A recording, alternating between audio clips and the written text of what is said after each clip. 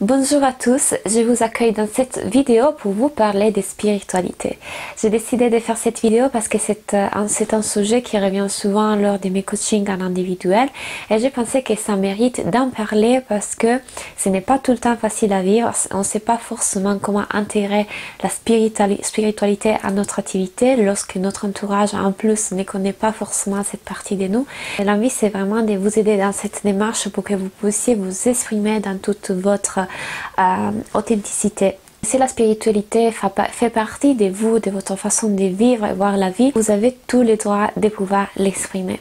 Comment le faire par contre? Alors, moi aussi, je suis passée par là au début de mon activité. Vous pouvez l'imaginer, en ayant un parcours dans les marketing, n'était pas forcément simple de pouvoir montrer à tout le monde un côté, une partie de moi qui finalement n'est pas tout le monde connaissait. C'est-à-dire, forcément, lorsque on connaît les gens, on va pas se présenter en tant que bonjour, je suis Claudia, je crois dans les anges et dans les guides, et bah voilà, et toi tu fais quoi dans la vie?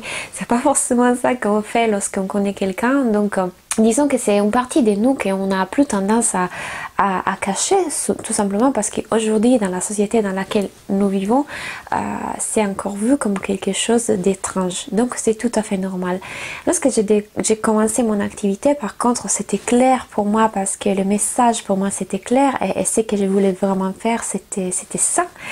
Comment faire pour montrer ces côtés de moi lorsque je suis en train d'avoir une nouvelle activité, de me lancer? Ce n'est pas forcément facile et je trouve tout à fait les mêmes problématiques auprès de mes clients, les gens qui viennent me voir. C'est tout le temps la même chose. On est dans un moment très délicat parce que nous sommes en train de créer notre entreprise, de la lancer. Nous avons besoin d'être plus visibles, d'être connus, de faire une stratégie ciblée. Il y a beaucoup de peurs qui rentrent en jeu, donc la peur d'être jugé, d'être rejeté par les gens qui peuvent rentrer en contact avec nous, mais aussi par les gens qui nous connaissent déjà, donc tous les gens de notre entourage.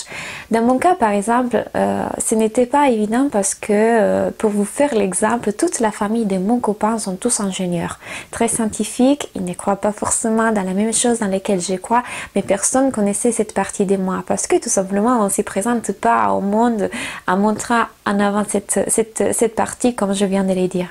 Donc, dans les moments dans lesquels j'allais créer mon entreprise et que je voulais communiquer aussi sur l'énergie, sur les développements personnels, là, j'allais m'exposer. Et les peurs qui rentrent en jeu sont lourdes. Et forcément, beaucoup de vous vivent les mêmes choses auprès de leurs copains, leurs maris, leurs fils, etc. Et on a peur d'être vus comme des personnes qui vivent un peu dans les mondes des bisounours parce que c'est ça l'idée que aujourd'hui beaucoup de personnes ont autour de la spiritualité. En plus, j'aime pas donner le nom spiritualité, mais c'est une étiquette que j'utilise pour que vous me compreniez dans la vidéo, mais en réalité, spiritualité c'est très large, ça peut vouloir dire plusieurs choses et ça dépend de comment vous vivez cet aspect de votre vie. Je donnerai l'étiquette spiritualité, je n'aime pas les étiquettes seulement parce qu'on puisse se comprendre dans la vidéo, mais en réalité je ne me définis pas spirituelle, je ne me définis pas stratégiste, je ne me définis pas végétarienne et encore et encore. Donc, tout cela pour dire que lorsqu'on lance notre activité et que par exemple on est coach de vie, sophrologue, que par contre on a cette ouverture dans la spiritualité, comment est-ce qu'on l'intègre à notre activité lorsque c'est comme un coming out, comme on dit en anglais, c'est-à-dire c'est vraiment montrer au monde une partie de nous que les autres ne connaissaient pas. Ce n'est pas forcément facile. Alors mon conseil, comment est-ce que j'ai réussi à le faire avec aisance, des façons de me respecter, d'être connecté toujours avec moi-même, c'est de les faire par étapes. Allez-y par étapes. Ça fait peur, on a peur de beaucoup de choses, donc allez-y par étapes. Vous n'avez pas besoin d'y mettre les paquets tout d'un coup. Vous pouvez commencer, si vous êtes coach en développement personnel, justement par parler de développement personnel, parfois d'énergétique, pourquoi pas parfois dans la foi. Allez-y doucement. Vous verrez que plus vous y mettez dedans, plus ce sera confortable pour vous d'en parler, plus vous verrez que vous attirerez à vous les bonnes personnes. Parce que du moment que je me suis autorisée à en parler plus et plus et plus, j'ai commencé aussi à attirer les bons clients.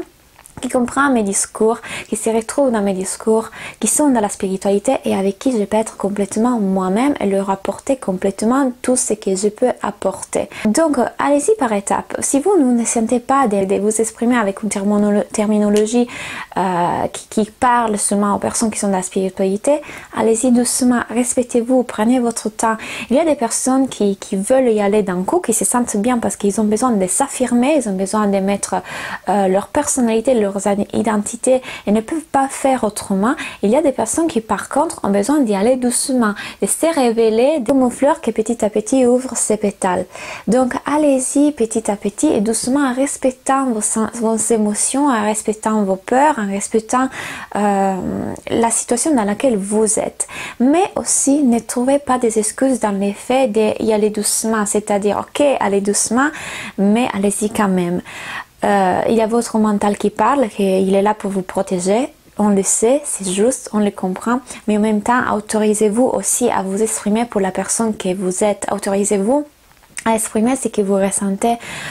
Écoutez votre intuition. Si votre intuition vous dit aujourd'hui, pourquoi n'écrire pas un post qui parle de ça, des anges, des guides, ou alors d'énergie? Alors écoutez-la, cette partie de vous, et exprimez-vous. Petit à petit, vous verrez que la transition s'est faite et vous serez de plus en plus authentique, de plus en plus aligné avec votre mission, avec votre personnalité, avec votre être. Parce que si cela fait partie de vous, vous avez tout le droit de le montrer. Et ça deviendra de plus en plus confortable parce que vous vous sentirez de plus en plus bien à le faire et donc vous affirmerez votre personnalité, votre être et même lorsqu'il y aura des jugements, les jugements n'auront plus d'importance. Je vous fais un exemple concret, ça m'arrive souvent et c'était le sujet de discussion hier avec une de mes clientes et elle utilise l'astrologie dans ses coachings. Et lors d'une discussion avec des personnes de sa famille, c'est arrivé que des personnes qui sont très dans la rationalité, qui du coup n'ont pas fait expérience de ce dont elle a fait expérience dans l'astrologie, ont commencé à juger et a donné des avis très tranchants, très durs sur l'astrologie. Ma cliente, plutôt que s'exprimer et donner son avis, elle a décidé de ne rien dire, de s'enfermer et de dire ok, c'est leur conviction, je les laisse dans leur conviction, moi en tout cas j'ai mon idée, mon avis et c'est ok. C'est bien de faire ça, d'accepter que les autres ont des autres avis, des avis différents que nous, mais nous devons aussi respecter notre avis. Et lorsque nous décidons de ne rien dire, nous décidons de ne pas nous exprimer, nous sommes en train de nous couper de cette partie de nous-mêmes. Donc, à chaque fois que quelqu'un est en train de donner un avis, même si c'est un jugement autour de quelque chose qui fait partie de vous, qui fait partie de votre être, je ne vous dis pas d'y aller agressivement, à lui dire non, c'est pas comme tu le dis. Pas du tout. Je vous invite seulement à vous exprimer, à exprimer votre réalité. En disant à cette personne, moi j'ai fait expérience de quelque chose et c'est pour l'expérience de ce quelque chose que j'y crois.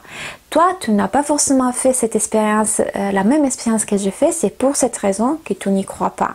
Mais donne-moi, mais comme je respecte ton avis, respecte aussi les miens.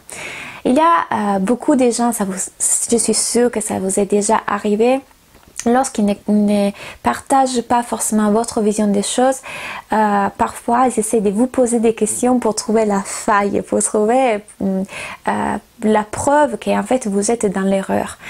Cette façon de porter une conversation n'est pas saine ni pour vous ni pour la personne. Donc lorsque vous êtes en train de prendre en conscience que la personne est en train de vous poser des questions seulement pour trouver la faille et pour prouver que ce que vous faites c'est de l'escroquerie, ce n'est pas vrai, c'est quelque chose pour tromper les gens, etc. Alors là, arrêtez la conversation et posez la question suivante à la personne. Est-ce que tu es vraiment ouvert et tu veux vraiment savoir de quoi je m'occupe, qu'est-ce que j'ai fait dans ma vie, tu as envie de connaître, d'en savoir plus, ou alors est-ce que tu es en train de me poser des questions seulement pour prouver, pour essayer de prouver que ce que j'ai fait n'est pas vrai pour toi. Lorsque vous posez cette question, tout de suite, la conversation change. Elle vire sur un autre plan. Donc, vous donnez la possibilité à cette personne d'ouvrir une porte, d'ouvrir une possibilité. Et vous donnez aussi le droit de vous respecter parce que vous n'avez rien à prouver à personne. Lorsque vous êtes aligné avec ce que vous faites, vous n'avez rien à prouver à personne. Et la conversation va devenir une conversation de partage beaucoup plus enrichissante plutôt qu'une conversation dans laquelle il faut prouver quelque chose à quelqu'un. Essayez ça. Je vous invite aussi à utiliser beaucoup l'ironie. L'ironie, c'est une arme incroyable pour défaire cette énergie des rejets, des jugements, des peurs qui s'instaurent lorsque quelqu'un vous pose une question sur une partie de vous à laquelle vous portez beaucoup de respect. Donc, utilisez l'ironie. Rigolez lorsque vous dites à cette personne, est-ce que tu veux vraiment le savoir ou est-ce que tu essaies de prouver quelque chose? Parce que si tu essaies de prouver quelque chose, je n'ai aucun intérêt à parler avec toi. Utilisez les souris, utilisez la douceur, vous n'avez pas besoin d'être agressif.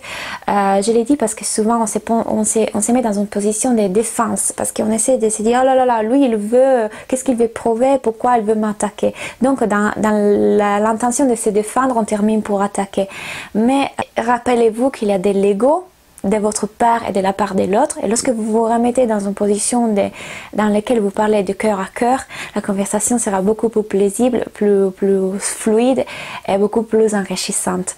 Et pour ce qui concerne votre activité, encore une fois, allez-y petit à petit. Si vous ne vous sentez pas d'y aller tout de suite et montrer au monde ces parties de vous que jusqu'à présent vous n'avez pas forcément montré, allez-y par étapes. Allez-y par étapes et vous verrez que plus vous autorisez à rentrer et à vous exprimer pour la personne que vous êtes et que pour les croyances que vous avez, plus vous attirez les bons clients, plus vous attirez les bonnes personnes, plus vous vous sentirez aligné, à l'aise et authentique.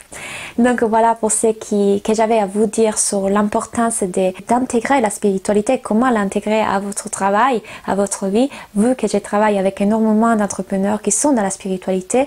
Et encore une fois, pour spiritualité, j'entends l'énergétique, les messages des anges, des guides, l'intuition, j'entends un peu tout en sens large, mais pas forcément une chose précise. Donc, faites les choses avec le cœur et vous verrez que vous attirerez les bonnes personnes, les bonnes situations, les bons événements et les bons résultats. Et voilà, donc je vous rappelle que pour arriver à faire ce travail de développement personnel, pour intégrer la spiritualité et aussi le marketing à votre entreprise, moi et ma collègue et copine Jenna Blossom, que vous connaissez sûrement, qui est coach de vie en développement personnel et spirituel, nous avons créé ensemble une formation qui s'appelle Business et Intuition. Et justement, elle va vous aider dans cette démarche, à intégrer tout ça dans votre entreprise, à vous libérer de peur, à vous affirmer et aussi à poser les bonnes bases de marketing pour pouvoir atteindre vos objectifs. Donc, c'est vraiment les premiers pas à faire si vous voulez lancer votre activité. En plus, en ce moment, si vous achetez la formation Business Intuition, vous avez la possibilité de gagner des agendas, des My Agenda. Je vous invite vraiment à regarder leur site, ils sont magnifiques, super pratiques et du coup, vous pouvez vraiment intégrer encore plus et organiser votre vie d'entrepreneur et faire cette belle parcours, cette belle aventure qu'est l'entrepreneuriat. Donc, n'hésitez pas vraiment à regarder dans les liens que je vous mets ici en bas pour pouvoir regarder quels sont tous les modules de la formation Business Intuition, comment les bonus qu'on a concocté pour vous avec Jenna et tout ce que vous allez apprendre en faisant cette formation. Je vous remercie pour avoir regardé cette vidéo. J'espère qu'elle vous apportera de l'aide, du confort et vous boostera aussi à incarner vraiment votre authenticité, à être la personne que vous êtes vraiment petit à petit et à vous montrer pour ce que vous êtes et pour toute la lumière que vous avez. Donc merci pour avoir regardé cette vidéo et à très bientôt.